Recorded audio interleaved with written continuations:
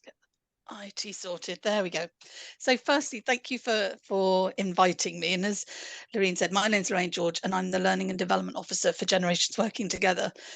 We were having a discussion about the weather a bit earlier, and some of you may have caught, actually, I don't live in Scotland. I live in Devon, which is always very random and always confuses people when I join meetings in Scotland. And really, I think it really highlights the importance of why you have a generations working together in Scotland and how lucky you are.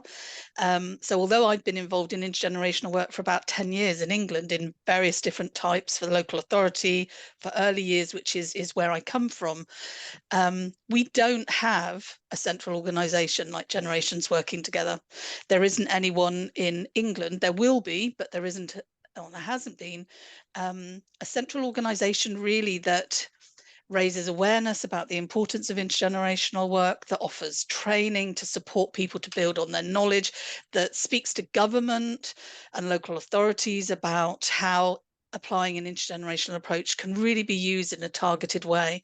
And therefore, when you're engaged in intergenerational work in England, it's very lonely. That you're often the only person driving, maybe developing intergenerational work within your organisation. There are no networks, and it can be very lonely and really frustrating. Hence why I work for Generations Working Together in Scotland, because you may not know, but there are more intergenerational projects in Scotland than anywhere else. And I travel up about every 6 weeks, travel around Scotland, delivering training, catching up with meetings, and then come back home to carry on writing and developing training. So thank you, Loreen. Loreen's asked me just to come and really share. 2024 is just going to be so busy. So I've just put some, hopefully, some really fun, informative slides together, just so that you know what's going on. And so you can help you think about, what do I want to opt into? What do I want to know more about?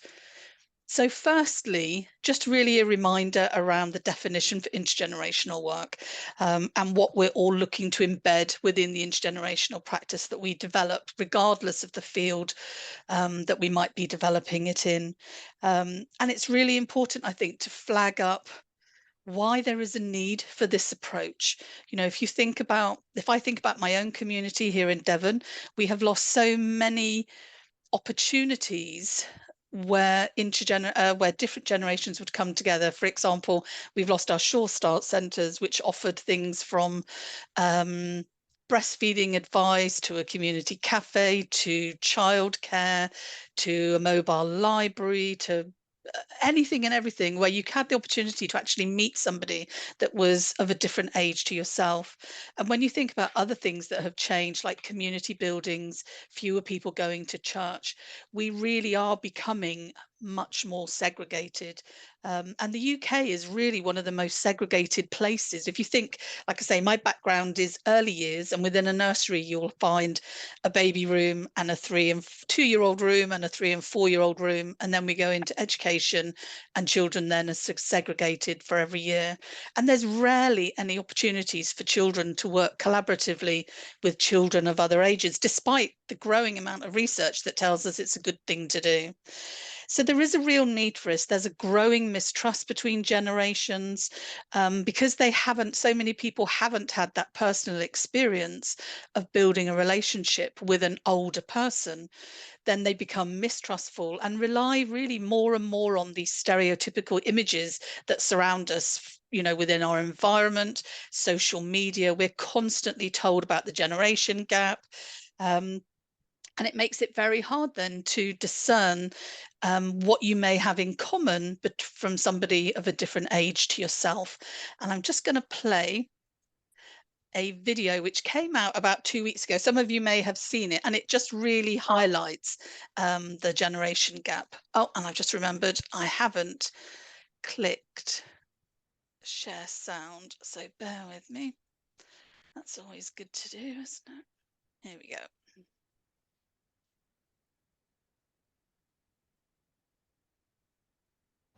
Good morning, Boomtown. It's a beautiful day to be 60 to 78 years young. Here's another golden oldie. Your phone charge is on! Your phone charge is on. Have a house. Lovely. Your phone torch is on. Careful, Seymour. Watch out for the generation gap.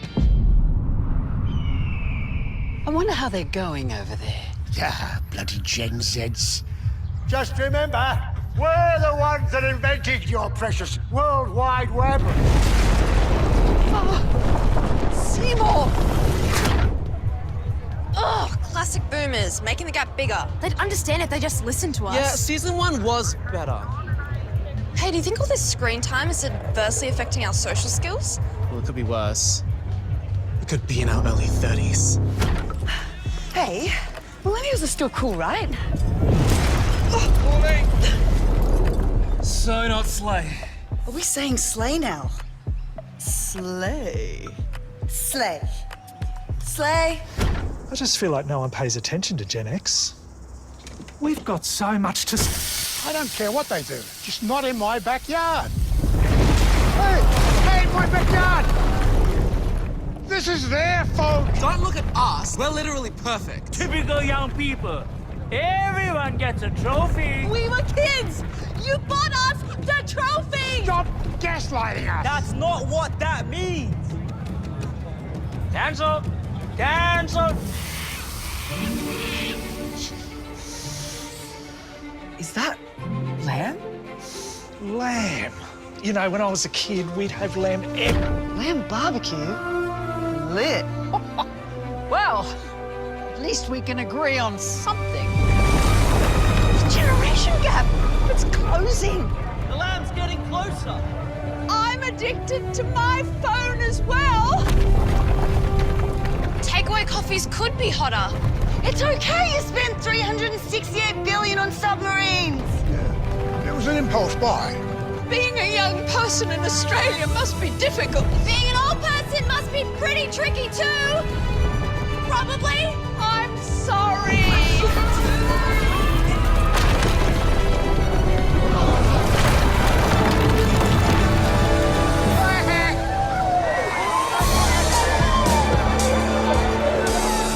Well, it's a barbecue for the ages. Who's that? Oh, it's John Howard. Oh, who's that? Good to have the country back together. We weren't ever that far apart, sweetheart. For a long week of dancing. Good morning. I think for me, I've seen that film so many times, and it still just is a really great way of highlighting all the perceived differences between the generations and how generations are really pitched from one generation against another. You know, it's the boomers' fault that one generation can't buy any housing, and it's another's fault that we have this climate crisis. You know, when you think about all of these things, they're things that are, you know, they need to be a shared conversation. It's not the fault of one generation or another. But a lot of the work that we do within intergenerational learning provides us with an opportunity to bring people together to talk about some of these stereotypes. And we know there's a growing bank of evidence-based research that really highlights the benefits that come from bringing particularly childcare, but all young people and elder people together. And these benefits don't just impact upon the participants. You know, for those of you engaged in intergenerational work, you've seen it also impacts really positively upon the supporting staff and upon the community. Because one of the great things for me about intergenerational work is that it never stays siloed within that space where it's happening. It always ripples out into the community in some way, shape or form. You know, that young person that's maybe through a school-based program going into a residential care home, if they see that adult about in the community, will then speak to them. You know, these relationships, once we start them, just provide, you know, so much for each of the individuals. We also need to be sort of really challenging the myth that intergenerational work is just a nice thing to do. You know, it's a really essential thing to do. Post-COVID, we have a growing number of young people who have not had that personal experience of building relationships with a diverse range of different ages. And yet in a few years' time, we're expecting them to go into the workforce and get along with potentially 4 or 5 different generations in the workplace. So intergenerational work really enables us to provide opportunities to bring people together so that they can challenge all of these misconceptions and build friendships regardless of age. So what does Generations working together do to support intergenerational work in Scotland? Some of you will be members of the local network. So there are 18 geographical networks across Scotland, and membership is free if you live in Scotland. The most valuable part of the networks is that you are potentially in the same room as other partners. So if you're just starting to work intergenerationally and you're thinking, who do you partner with? The networks are very much the best place to start, where you're in the company of like-minded people looking for partners.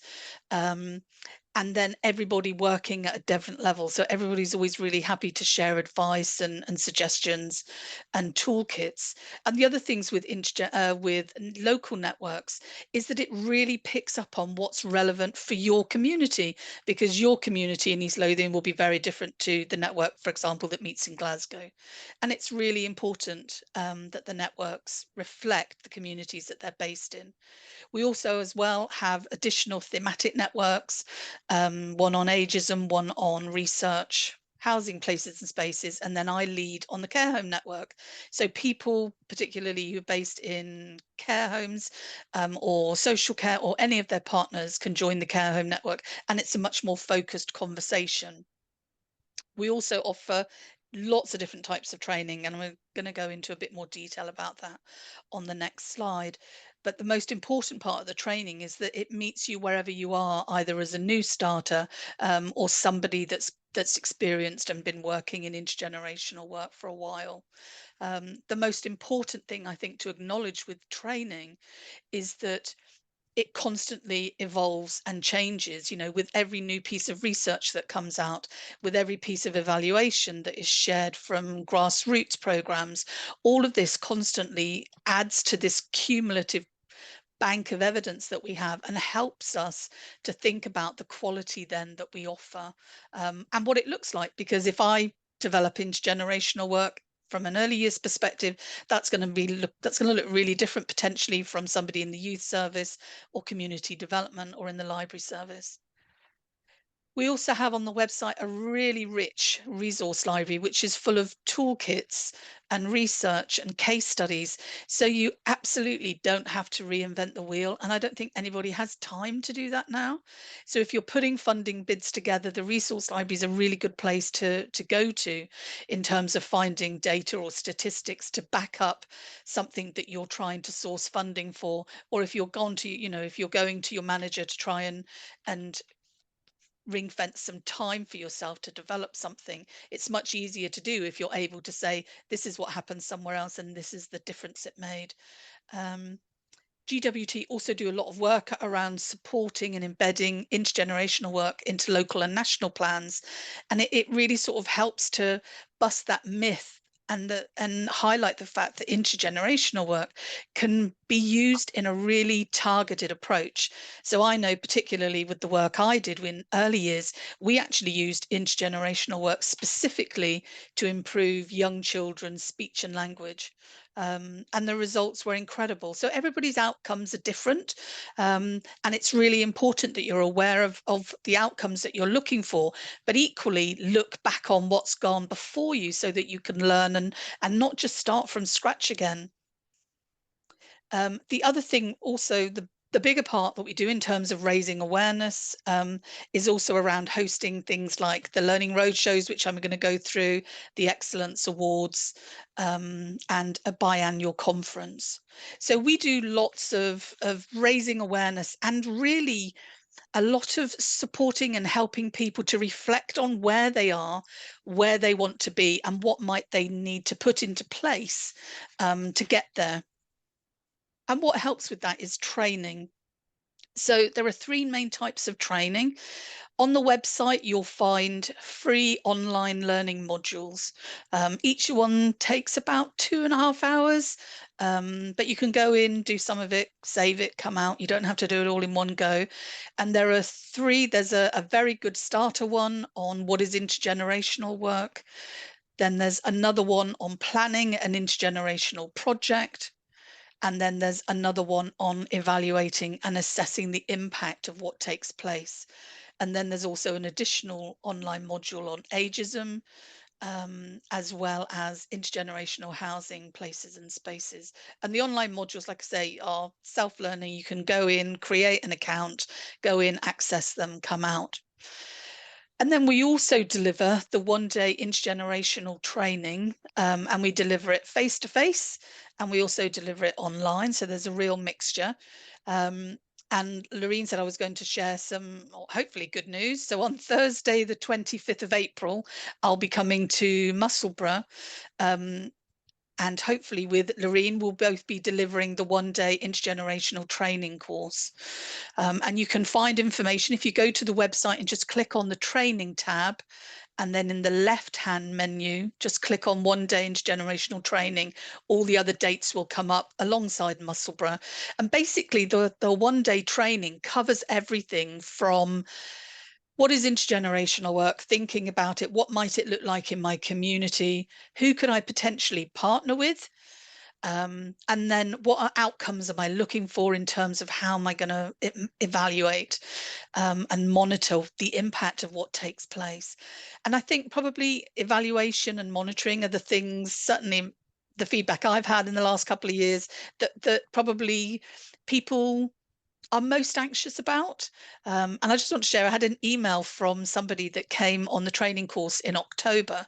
And for the first time, they had set a baseline assessment. So just a really simple age perception questionnaire at the beginning, and they then repeated it at the end. And they were astonished just from that one assessment, the change in perceptions, not just from the older people to the younger people, but vice versa, from the younger to the older people.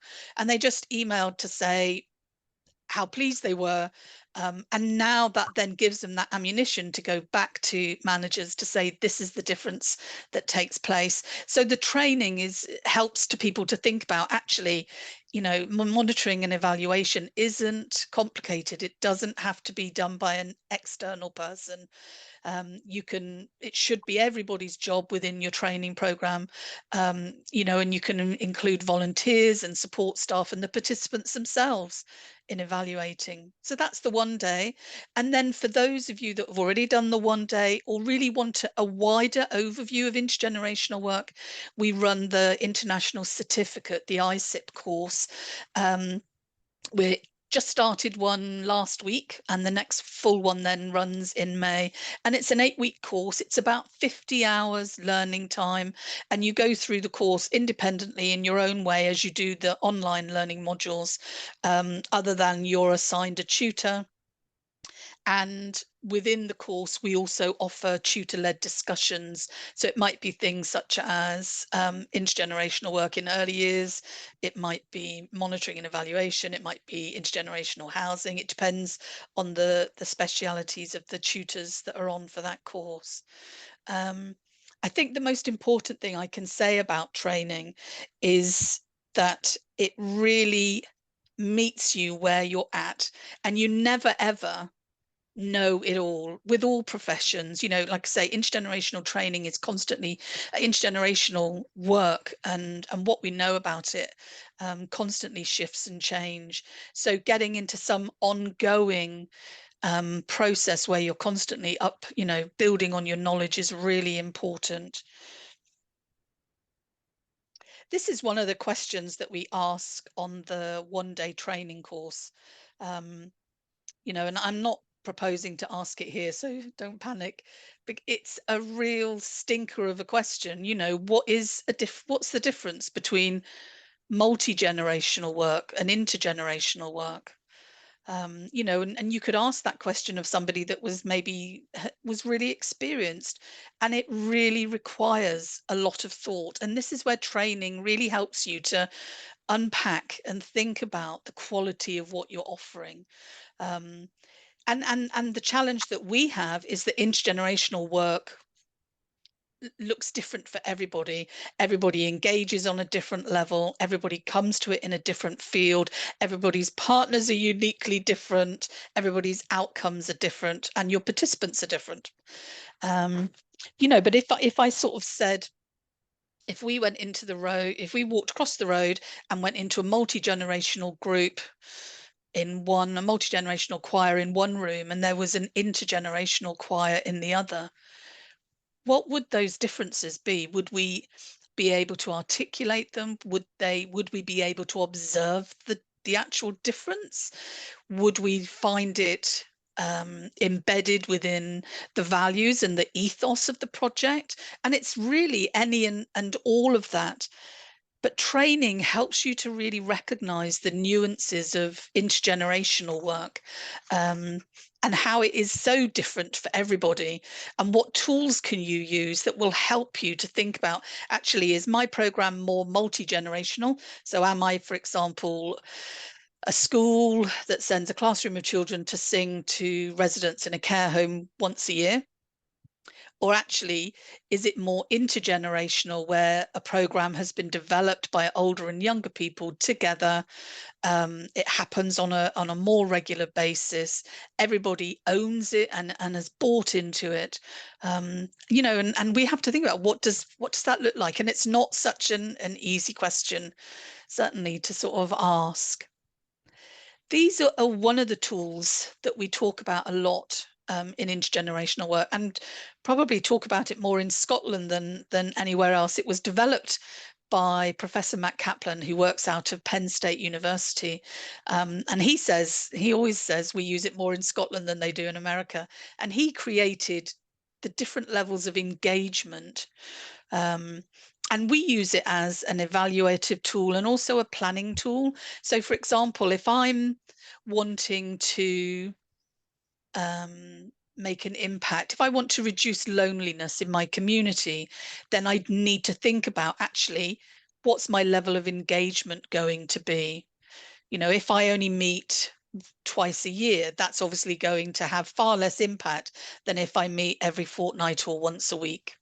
So it helps us think from backwards in terms of what do we need to put in place to achieve the outcomes that we're looking at. And it also helps us to think about and reflect, actually, if I recognize that I'm, for example, on a level 4, where something maybe happens on an ad hoc basis every now and then, what would I need to embed or change to lean it towards a level 5, where people are realizing the difference bringing these generations together has, and I'm wanting to do it on a more regular basis because we just know it's something that is good for us to develop. So the Kaplan levels are one of the tools that we use to help us all think about the level of quality of intergenerational work, and realistically, what can it achieve? It also helps us to think about, what does quality look like? What is that difference between one level to another? What does that look like? What would I have to embed or change if I wanted to make any changes? And the other tool that we use a lot are the quality standards. And again, training helps us think about, actually, you know, I might already have an intergenerational project running, but ideally these are the 9 areas that I really need to think about in terms of, are they embedded, offered, developed? You know, is there reciprocity within the program? Have you got 2 generations learning from each other? Do we challenge ageism and stereotypes as part of the work? And you might do it as simply as possible, you know, in an icebreaker. You might share a video and ask people what they think of it. You might do it in like an age perception test. So there's so many different ways you can do it. And it's also around making sure that you are evaluating what you're doing, what takes place. Because if you can't prove it makes a difference, it makes it much harder then to think about it in terms of sustainability. And we all need to try and move away from only running intergenerational work that's funding, because funding pots are becoming smaller and smaller, and they're becoming more and more competitive. So we need to really rethink intergenerational work, and rather than making it an add-on to our work, think about what we're already doing and how can we develop work within intergenerational work within that. So for example, you know, in a care home, if you have a weekly exercise class that already runs, then that's a really good starting point to develop your intergenerational program, because it doesn't require any more resources. It's already running. You haven't got to, you know, you're not reliant on funding. Because the other thing that we have to think about with a lot of intergenerational work is that when the funding stops, very often these programs stop. And, you know, and if your program has been set up to reduce loneliness, you do have to, you know, the irony isn't lost then on how potentially how much more lonely are people after engaging in a project when they've had such fun, and then the project suddenly stops. So we do need to be thinking more around developing intergenerational work sustainably, within things that are already going in the community, whether it's schools and curriculums, um, you know, whether it's activities within a care home, um, all of these different, or a library, things that are already happening, rather than making it an add-on that requires another piece of another person or additional resources. I'm going to share one of a new project which is really exciting at the moment. So in Generations Working Together in partnership with England, Northern Ireland and Wales have secured a pot of funding from the lottery to create a pilot program called Creating Intergenerational Communities, and it runs over the next 2 years. And what's happening, and it's happening within Scotland, and the lead is Louisa Turner, is that various organizations are coming forward to say that they want to be part of this pilot, and they're actually piloting indicators of quality. So what I've already mentioned, how hard it is to try and describe intergenerational work, and we use intergenerational work, intergenerational learning, intergenerational practice almost to mean the same thing, and they're not. They're three really different things, but we don't even, because it's a relatively new field, we don't really have that shared language almost. So what we're trying to do in this pilot is we have taken a piece of research, and it is broken down into four aspects of intergenerational practice, and contained within those four areas are 25 indicators of quality. And over the next 2 years, dozens of different intergenerational programs are going to be trialing these. And at the end, all the information will be gathered back in, and they'll be saying, yes, we think this absolutely is an indication of good quality, but actually we don't think this is, and we think you really missed something else. So that in the end of 2 years, we'll be able to then pull together some guidance or toolkit that then helps people to visually see what good intergenerational practice might look like. And at the moment, this doesn't exist. There isn't anywhere in the world where this exists yet. So for Scotland to be part of the trial and leading on the trial is really important and really exciting. You know, and we know where we've started, but we have no idea in 2 years' time where it's going to finish in terms of what does good quality look like. And linked to that is really encouraging people to go and observe each other's intergenerational programs. You know, so if I asked you, you know, how many people actually have time to go and observe each other's programs? And that's really important, because if the more we're able to observe good practice from other people, that then helps us to reflect and think about what are our strengths in the program that we offer, and maybe what are the areas then that we need to work on, what training might I need, what resources might I need, what conversations, sometimes it's as easy as a conversation. What conversations, who can I link with that, that's done this before, that can help me decide or help me improve or help me make changes. So this is really exciting at the moment, and in 2 years' time, we'll be able to sort of share it, and people will be able to access it across the country. The other thing that's different this year is that we're not having our annual conference.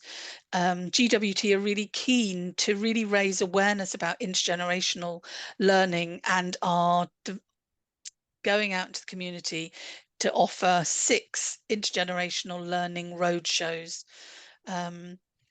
with the idea really that what we're wanting to do is to raise awareness about intergenerational works, spread the word, the difference it makes from these incredible relationships that happen, and how that impacts upon not only the participants but upon the community, ultimately.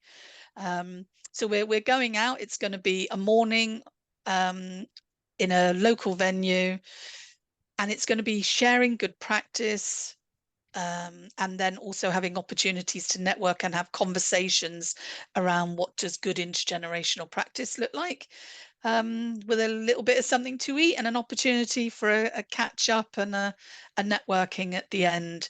So if you want to find out more information about the intergenerational roadshows, literally just go on the website and click on, I'm going to say news or events, one or the other. And the roadshows will be down in the menu on the left-hand side. I think it's in events, and you can book on to, the one that's closest to you. So that's the roadshows. Then we also have the Excellence Awards. These have just been launched, and the closing date is the 15th of March at 12 noon. So the Excellence Awards, and I'm going to share a video from one of last year's winners, is open to everybody if you live in Scotland. There are different categories. The categories link to the quality standards. So, for example, there's a category around evaluation. There's another around reciprocity. Another on generational diversity. So each of everybody's programs will have a strength.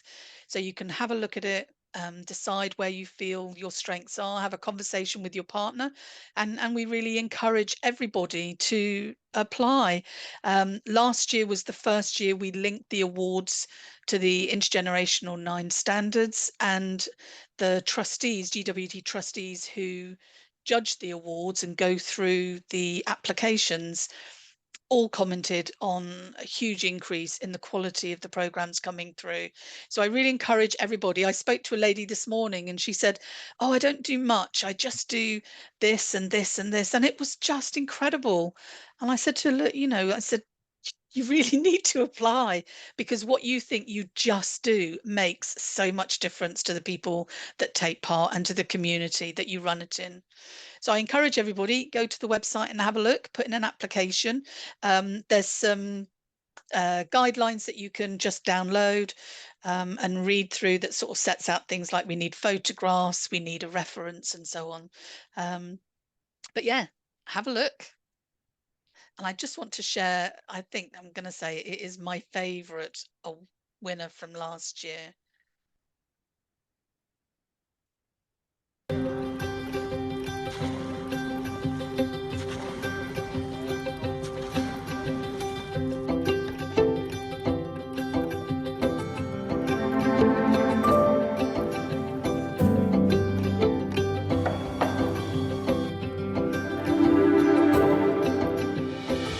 This project is a kind of community engagement intergenerational program to kind of get young people from schools and colleges working with the older guys and women in the community to get the kind of transferable skills and learn how to work with wood, look at design work in boats, and kind of have transferable skills as they go forward into their lives, and eventually get them on the water and learn them about water safety and get rowing. This project started way back in 2010 in Ayrshire with the first boat. That was built in Troon by these guys here, along with young people from the school. Among our volunteers here, we have people who are within one of the local clubs, so they range from about 40s through to some of our older members here who, if they don't mind me saying, are probably in their mid-80s. The origin of the programme going back 10 years was working with the Duke of Edinburgh Award.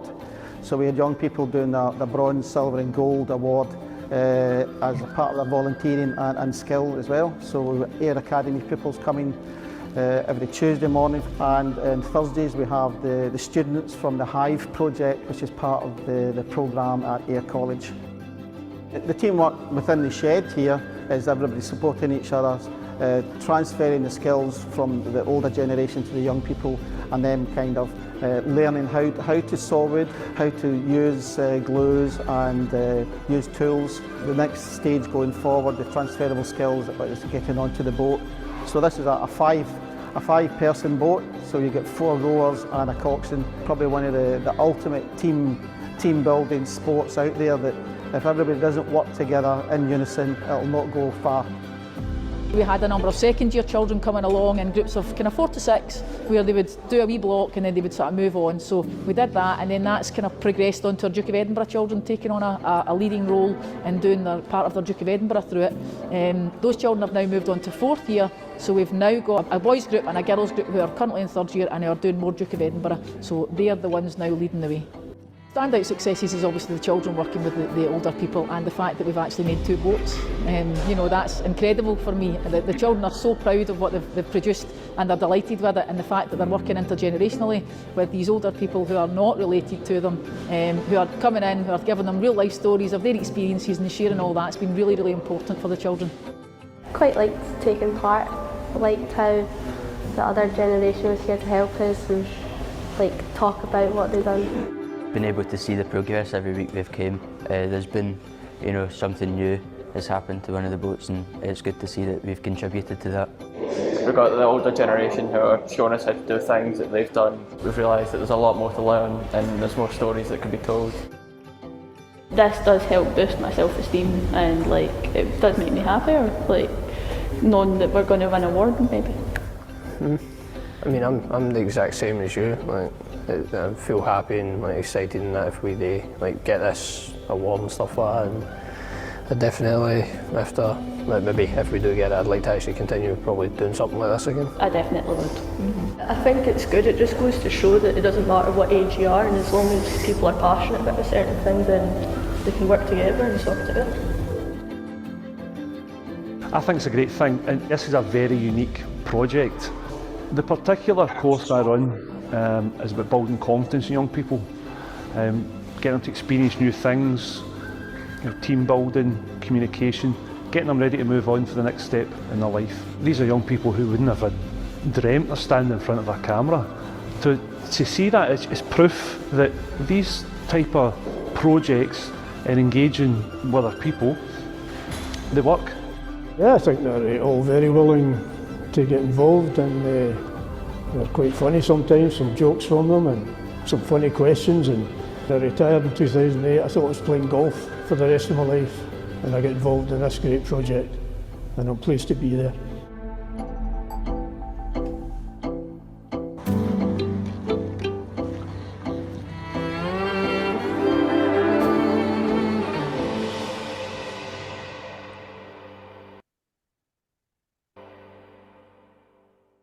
Bear with me a minute.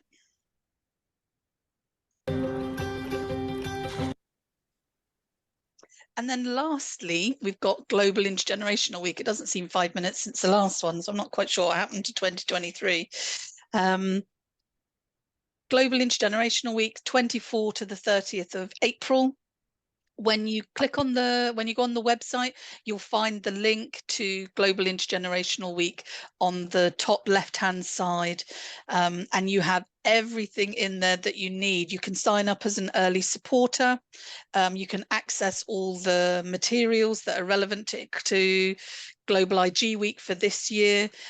We're suggesting mix and mingle, so there's information you can download about mix and mingles.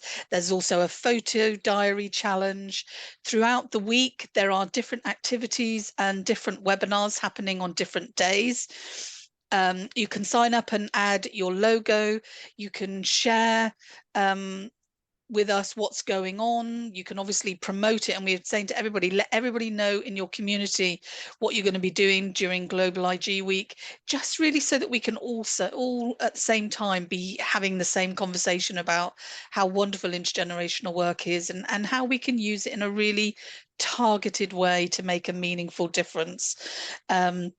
You can also access, although there's obviously stuff going on in Scotland, there's also equally stuff going on across the world. There are, I think, 14 countries involved this year, and all of them will be hosting things like online webinars that will be free for you to join and listen and engage in.